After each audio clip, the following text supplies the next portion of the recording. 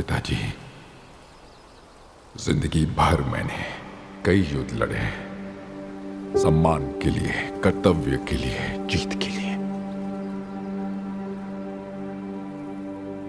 पर आज किस्मत ने मुझे वो दिया है जिसकी मैंने कभी चाह नहीं की।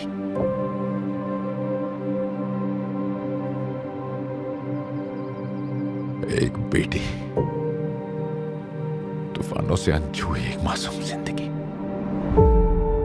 मुझे सभी परम पिताओं की शक्ति दीजिए ताकि मैं एक आखिरी युद्ध लड़ सकूं, एक आखिरी दुश्मन को हरा सकूं और अपनी बेटी के पास लौट सकूं। एक योद्धा बनकर नहीं, सुकून बनकर। उसे युद्ध नहीं, शांति का एहसास दिलाने जो मेरे नसीब में नहीं था। पिताजी, मेरी पुकार सुन लीजिए।